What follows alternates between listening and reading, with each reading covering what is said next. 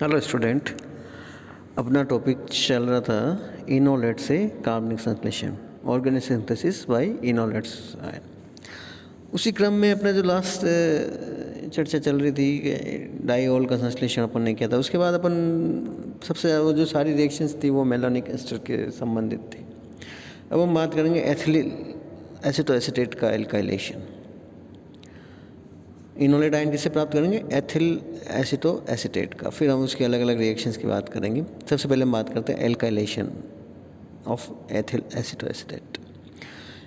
Ethyl acetoacetate से प्राप्त enolate भी प्राइमरी एल्किल हैलाइड के साथ SN2 रिएक्शन विक्रिया देते हैं और एसीटोएसिटिक एस्टर के एल्कलीकरण से सामान्यतः अंतिम उत्पाद के रूप में एल्किल मैथिल कीटोन बनते हैं, जिसमें अल्फा कार्बन से एक या दो एल्किल श्रृंखला जुड़ी होती है, जिसका हमने एग्जाम्पल भी लिया था।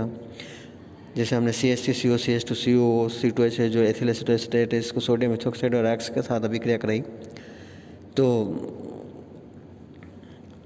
पहले एल्काइल जो एक्टिव मेथिलीन ग्रुप है, जहाँ से एक प्रोटॉन निकालने पे H निकलने में क्या लगा? R लग गया।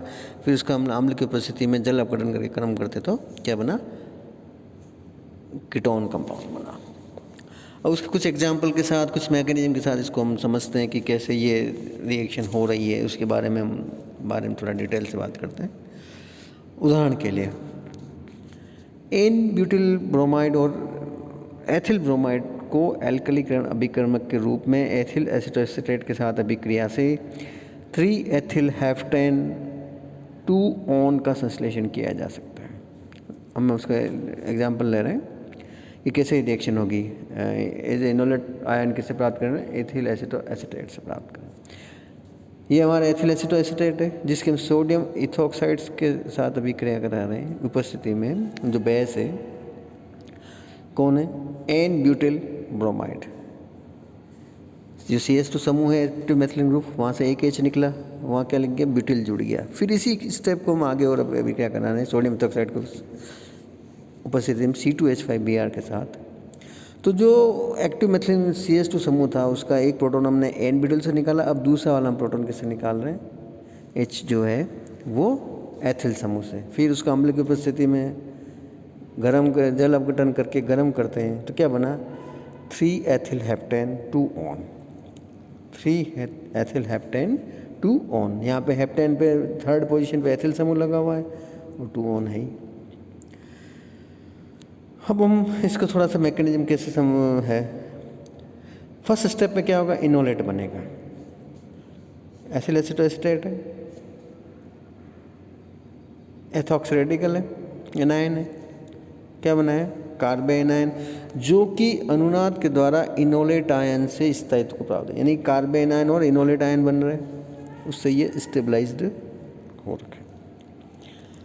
देन इसका सेकंड स्टेप में क्या हो रहा है? एल्काइलेशन होगा। एल्काइलेशन क्या है? ये इनोलेट आयन है कार्बेनायन के रूप में, इसके साथ RX सिंपल SN2 रिएक्शन हो रही है। सिंपल नाभिक स्नेही प्रतिस्थापन अभिक्रिया बाय मॉलिक्यूलर द्विअणुक हो रही है।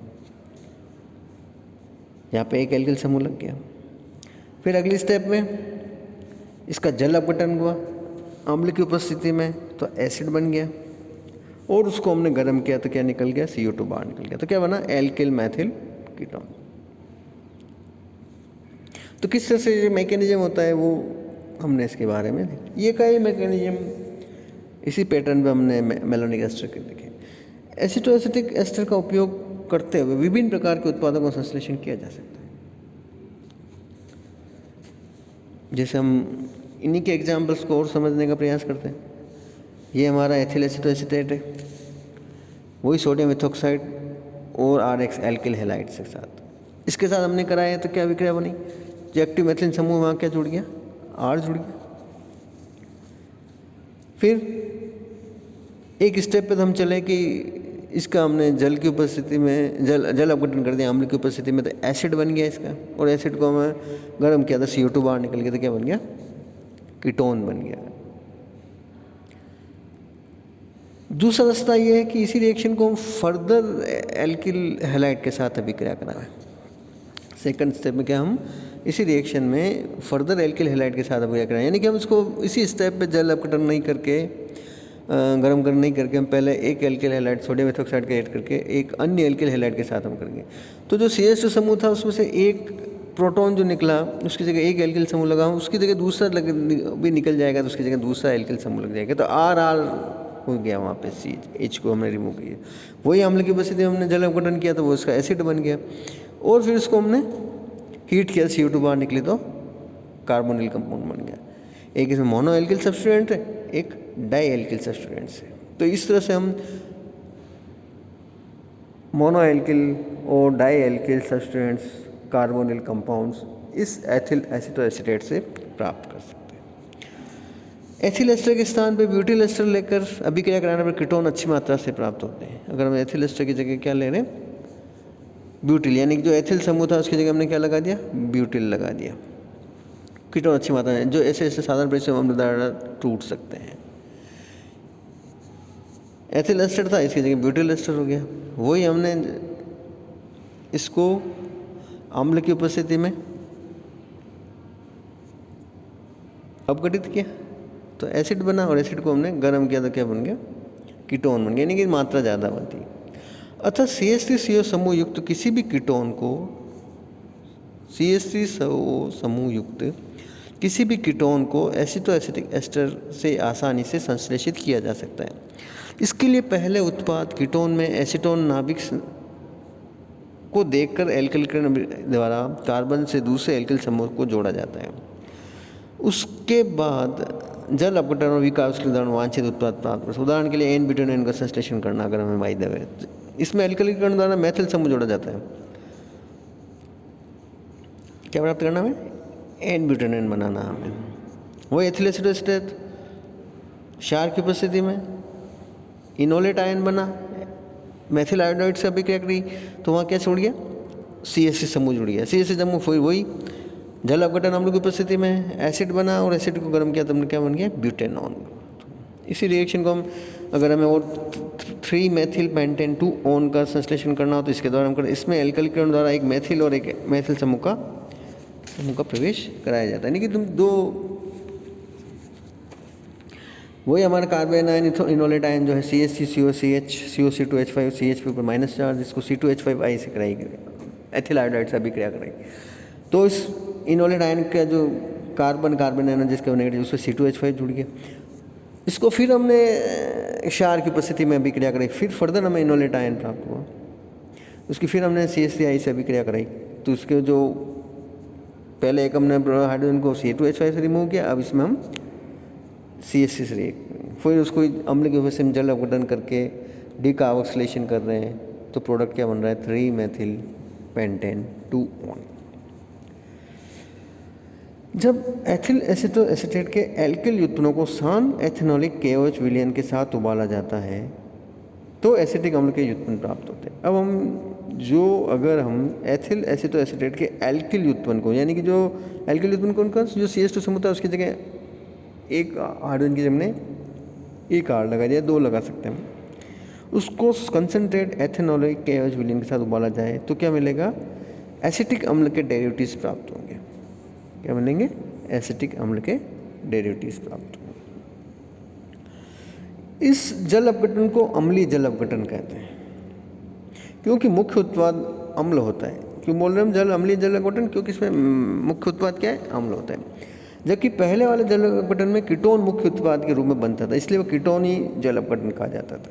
पहले हम क्या प्राप्त कर रहे थे, अभी 2 3 4 एग्जाम्पल लिए उसमें कीटोन। अब हम क्या प्राप्त करेंगे कि इसी अभिक्रिया को KOH के साथ अभिक्रिया कराने पर एल्कोहलिक KOH के साथ कंसनट्रेट एसिड बन रहा था, इसको हम क्या करें, एसिड अपघटन करें। इसके बारे में समझते हैं। एथेनॉलिक अथवा तनु की जलीय KOH विलयन के साथ कीटोन, जबकि सान एथेनॉलिक KOH के साथ मुख्य रूप में प्राप्त होता है। अगर डाइल्यूट है तो और जलीय है तो हमें क्या मिलेगा, कीटोन, और कंसनट्रेट है तो हमें क्या मिल रहा है, एसिड। इसका मैकेनिज्म समझने का प्रयास करते हैं। सब्सट्रेट एथिल एसीटोएसीटेट है, CH के ऊपर R लग गया, ये हमारा क्षार C2H5O- किसमें, स्ट्रॉन्ग एंड कंसनट्रेट KOH, क्या बना, पहले स्टेप में कार्बन आयन बनेगा। फिर इनका क्या हो रहा है, यहाँ पे इंटरनली इलेक्ट्रॉनों का विस्थापन हो रहा है और यहाँ पे बॉन्ड ब्रेक हो रहा है। कौन सा, ये वाला। तो उस रिएक्शन और इस रिएक्शन में क्या फर्क है मैकेनिज्म में, कि उसमें तो बेस उस एक्टिव मेथिलीन कंपाउंड के प्रोटॉन को एब्स्ट्रैक्ट कर देता है, जबकि यहाँ पे बेस इस कार्बोनिल समूह के ऊपर अटैक कर रहा है जो कि पोलराइज्ड है। तो यहाँ पे क्या हुआ, C2H5OH माइनस किस पे, जो पोलराइज CO समूह है जिसको हमने एरो से ही बता रखा, उस पर अटैक किया तो इसका पोलराइजेशन हो गया। इसका पोलराइजेशन हो गया तो इस तरह से O के ऊपर नेगेटिव चार्ज है तो इलेक्ट्रॉन पेयर यहाँ शिफ्ट हो गया और कार्बन कार्बन के बीच में जो बॉन्ड है वो टूट गया। तो क्या बना, एक एस्टर बन गया और एक एसिड का डेरिवेटिव। फिर फर्दर हमने C2H5OH से अभिक्रिया कराई, इसकी क्या बना, RCH2CO, पहले तो CH2CO, ये अब इसके साथ हम C2H5OH से करा रहे तो क्या बना, RCH2COH। फिर KO से अभिक्रिया कराई तो क्या हुआ, एक सोल्ट बन गया RCH2CO, क्या बना, सोल्ट बन गया। और उसका अम्लीकरण करने पर क्या प्राप्त हुआ, आपको एसिड प्राप्त हुआ। सीधी अथवा अल्फा श्रृंखला कार्बन पर शाखित श्रृंखला वाले अम्लों का संश्लेषण करने के लिए विधि का बहुत उपयोग। हम यहाँ पे क्या प्राप्त कर रहे हैं, एसिड। पहले हम प्राप्त कर रहे थे कीटोन। इसी तरह से फर्दर एक और एग्जांपल हमने लिया, एथिल एसिटोएस्टेट है तो वही क्षार एज इनोलेट आयन C2H5 का C2H5 जुड़ गया। फिर हमने इसको KOH और H+ के साथ पहले क्षारीय माध्यम में जल अपघटन होगा, फिर अम्लीकृत करेंगे तो क्या बनेगा, एन ब्यूटेरिक अम्ल। इसका मैकेनिज्म भी दे रखा। सिमिलरली इसी अभिक्रिया को हम प्रोपिल ब्रोमाइड के साथ करेंगे तो प्रोपिल एथिल एसिटोएस्टेट बनेगा। फिर इसको हम स्ट्रॉन्ग बेस के साथ अभिक्रिया करें तो कार्बन आयन बना, फिर CH3I जुड़ गया तो एक प्रोपिल लग गया, एक CH3 लग गया। वही फिर हम अगर इसको KOH और H+ से अभिक्रिया कराएंगे तो क्या बनेगा, पहले जब हम क्षारीय माध्यम में, फिर इसको अम्लीकृत करेंगे तो क्या बनेगा, N methyl alpha methyl N valeric अम्ल। एथिल एसिटोएस्टेट का एल्कलीकरण एथिल क्लोरोएसिटेट के साथ कराने पर प्राप्त उत्पाद के अम्लीय जल अपघटन से सक्सेनिक अम्ल तथा कीटोनी जल अपघटन से एथिल लेवलिनेट बनता है। क्या है, एथिल एसिटोएसिटेट का एल्कलीकरण एथिल क्लोरोएसिटेट के साथ कराने पर प्राप्त उत्पाद के अम्लीय जल अपघटन से सक्सेनिक अम्ल और कीटोनी जल अपघटन से एथिल लेवलिनेट बनता है। कैसे,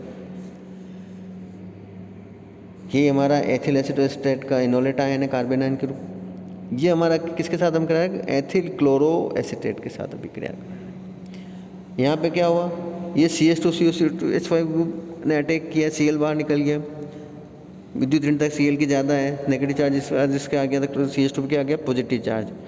इस CH2 के ऊपर पॉजिटिव चार्ज आ गया तो इस इनोलेट आयन का नेगेटिव चार्ज जो है वो यहाँ शिफ्ट हो गया। क्या बना, डाइएस्टर बन गया।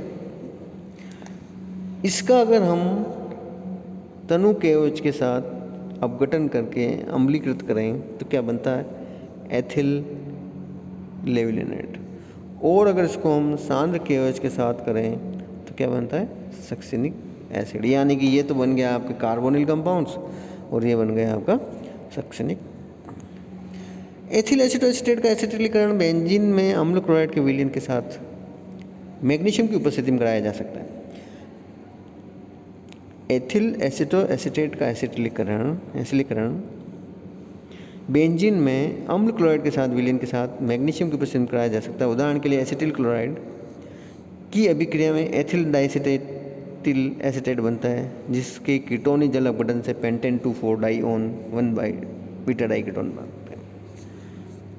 ये एथिल एसिटोएसिटेट है, CH3COCl के साथ बेंजीन में मैग्नीशियम की उपस्थिति में करा रहे हैं। क्या बना, CH3CO ट्वाइस CHCO C2H5। यानी कि यहाँ कौन अटैक कर रहा है, CH3CO समूह जुड़ रहा है किस पे, यहाँ पे एथिल एसिटोएस्टेट के एक्टिव मेथिलीन मलिक कार्बन पे। फिर हम इसका अगर तनु KOH के साथ आप जल अपघटन करें और अम्लीकृत करें तो क्या बनेगा CH3CO CH2 CH3 beta diketone, या जिसको हम कहेंगे पेंटेन 2,4 डाइओन। ठीक, इसकी रिएक्शन है सारी एथिल एसीटो एस्टर की, यानी कि हम इससे एल्काइलेशन कर सकते हैं, कार्बोनिल कंपाउंड बना सकते हैं और एसिड बना सकते हैं। हमें डिपेंड करता है कि हम कैसे कैसे कंडीशंस को वेरी करते हैं, उस हिसाब से प्रोडक्ट भी बदलता जाएगा। Thank you. अब इसके बारे में और कंटिन्यूशन में आगे के कैसे हम डिहाइड्रो एसिटिक एसिड बनाते हैं, कैसे हम एथिल एसीटोन का संश्लेषण करते हैं, और भी अन्य जो रिएक्शंस है उसके बारे में आगे बात करेंगे। Thank you.